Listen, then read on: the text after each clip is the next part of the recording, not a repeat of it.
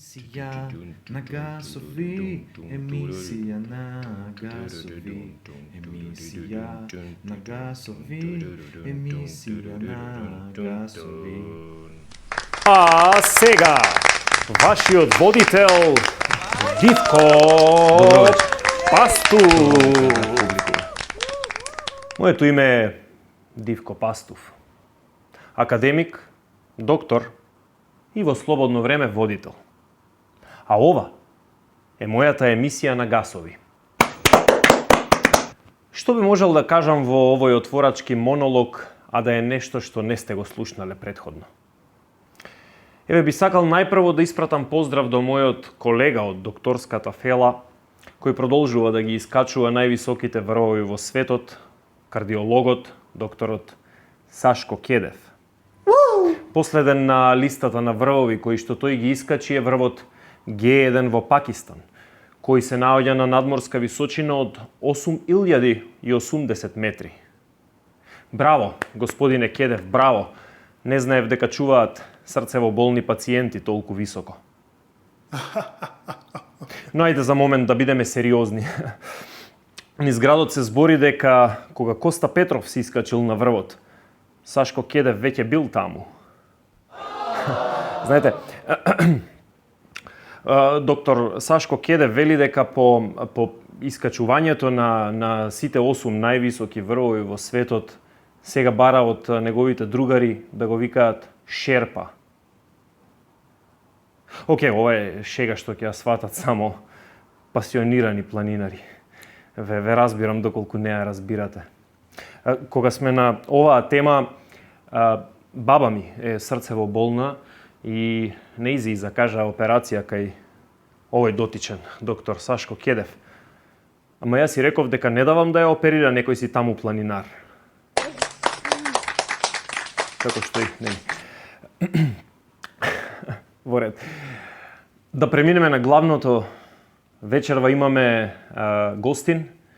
Ке ја започнеме оваа емисија на гасови со одветен гостин. Гостин чие име го заборавив, се разбира, но се работи за млад комичар кој ќе се обиде да не насмее, да не развесели, да ни го продолжи животот преку смеа и да ни каже некоја гачка или две.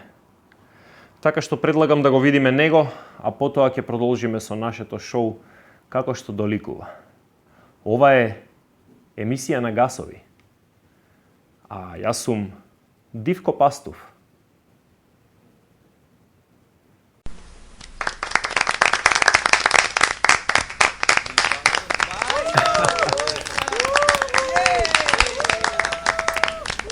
Драги гледачи, драги слушатели, дами, господо и сите неопределени, добро вечер. Јас сум дојден да ве забавувам, да ве насмеам и можеби да водам љубов со некој од вас вечерва. Се надевам дека ова не го слушна жена ми. Не сакам пак со неа. Што имам да ви кажам? Денеска дознав дека на забарот можеш да му платиш со пушење.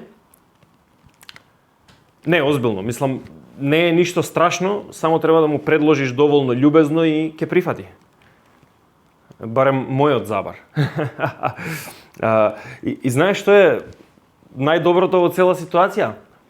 Оно апаратчено за ушмукување плунка, оно што прави. Тоа е фантастична работа. Мислам, тоа е прекрасен изум. Го прави пушењето доволно, ама не премногу лигаво. Одличен изум. Само, знаеш што е проблемот со пушењето на забар? Ради анестезијата не осеќаш ништо. Така што нема некое задоволство за тебе. Ама од друга страна за забарот, дали сум управо?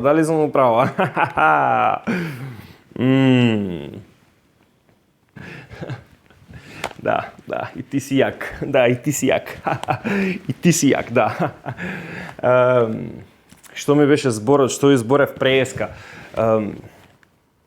Од неодамна сум женет човек и да ви кажам право, супер ми е. Мислам, имам прекрасна личност покрај мене со која сакам да го поминам животот. Почна како габична инфекција, а е неа денеска. Жена ми е. Пред некој ден ми вика: "Леле, срце, ај да одиме на меден месец во Бора Бора." Викам: "Ај не мора." Не, се шалам. Мислам, знаете, пред да се земеме со жена ми кажа дека како помлада ја викале паланечка тројка. Пошто еднаш ја ебеле двајца ѕидари. Викам, срце, тоа е минато. Тие не можеле да изградат иднина со тебе, ама јас можам. Мала шала за паланчани, никако се разбира се надевам никој не се лути. Видете, јас не и замерувам за таквото минато, какво и да имала сексуално минато пред мене, јас и реков дека со мене почнува од нула. Фала Богу ако е со мене и завршува со нула, ама тоа е тоа. Фала ви, бевте прекрасна публика, јас бев ужасен, се гледаме друг пат. Фала, господине, фала.